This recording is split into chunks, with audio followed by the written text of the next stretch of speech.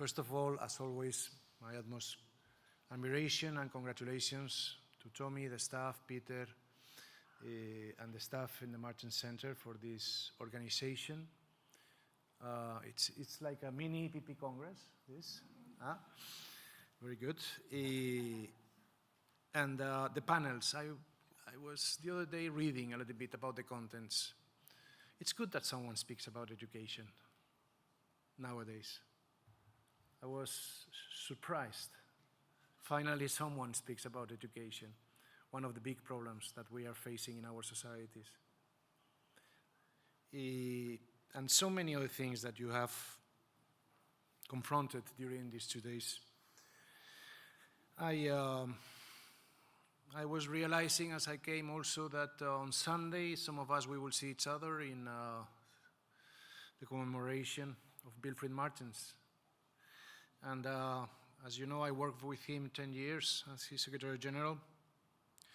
And I remember always at the beginning, I was coming to the office, I always tell this anecdote, I was young, I was coming from national politics in Spain, and I came every morning, President, there is a crisis. And he was sitting relaxed, 12 years Prime Minister of Belgium, quite a record, as you remember. And he was looking at me, with all my displays, Latin show, of crisis. And he was always, when I finished, said, Tono, wait, let's see, maybe we have something that we can cook here with this crisis. And we did.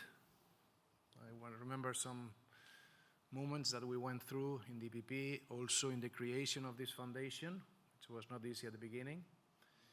And that kind of spirit that was shown, by example, what a perfect thing to have a Maltese to lead the navigation through the crisis. When you are sailing in the Mediterranean, I have gone through, in my life, I have sailed a lot. Not in Malta, I wish, I have to go, by the way, but in Mallorca. And when you face storms, if you have the right kind of boat to face it, that you cannot play cat and mouse with the storm. You have to go through, okay? You have to face it. That's the only way to get through in a difficult situation. Well, that's what we have to face here. And what we need is precisely what we have heard before, and these days, leadership. I was quite clear when I left my position as Secretary General of the EPP about that. Still 1 year later, I continue to talk about it. We need leadership, strong leadership. There's nothing bad about strong leadership, if it's for the right cause. And us is, we are Democrats, we are few. Many countries are running to the fatal attraction of authoritarian regimes. It's easy, it's very attractive. They pay you, they say. They don't ask what you do. They don't tell about the second chapter, like China, like Russia, Turkey, Iran, Venezuela, and so many others. It's time for us to recognize, and many of the challenges that you have spoken about these 2 days, they all refer to this single battle. Let's call it like this, it is. They know, still we don't know. We have been living 80 years. After centuries, we have been living 80 wonderful years. If you want to live more years in this wonderful European Union, you know what you have to do. Most probably, you will have to fight, not wars, but you are going to have to fight for it. It's not going to be given for granted. We have seen these days, it was mentioned by Roberta, what happened in Israel. I have clear, and I know that the EPP, the Martens Center, Nicolas, Roberta, and many of you, we have clear that we will be in the right side of the history. This question of Israel, what has happened, this vicious attack, this attack to all of us by a terrorist organization, because make no mistake, it's against all of us, because there is a bigger aim in this. Iran wants the Middle East destabilized. And it was going too well. The Abraham Accords, rapprochement between Israel and the Arab countries. This was too good for the interest of the, not Iran, the Ayatollah regime. And they have done whatever they always do in the Middle East, in Europe, anywhere. They have used their terrorist arms.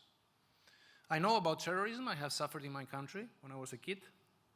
And the consequences, I said this morning in the group meeting, no emotions about terrorism. There cannot be no emotions.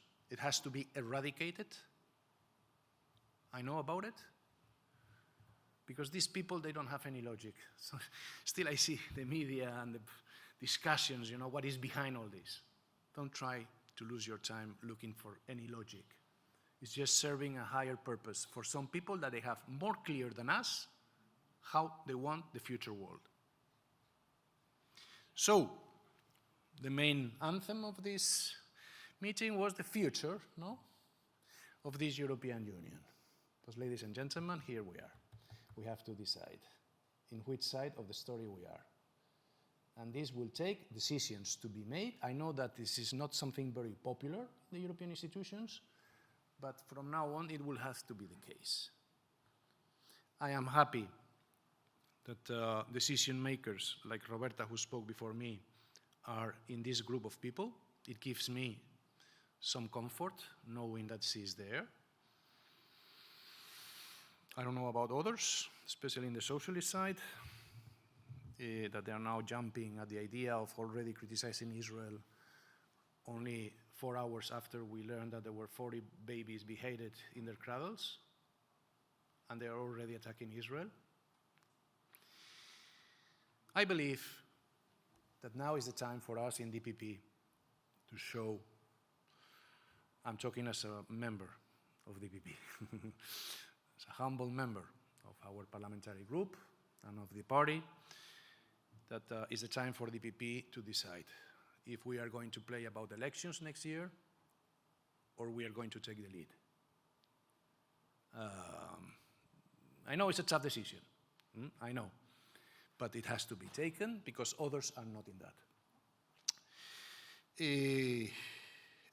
Finally, I like to be positive. DPP has done it in the past. Our leaders have done it since the creation of this European Union, and I'm sure that somewhere in our political family, the flame will start again. Not to save the European Union, that is what we have been doing now for 80 years, facing other more imaginative political forces that at the end are a disaster for the economy, for the social affairs, anything that they touch, they destroy. But for the future of our citizens and our ideals that we like to speak a lot, but now we have to defend them. And that is very different, ladies and gentlemen. So, I was going now to talk a little bit more, but I keep my promise. Thank you very much again, Nicolas. Fantastic that we are very proud, you and I, of the work that it has been done. I have heard about colleagues talking about, some of the panels, and well, I hope that this also has some positive influence for the decision makers, that they have to take these tough decisions in the future to come. Thank you very much.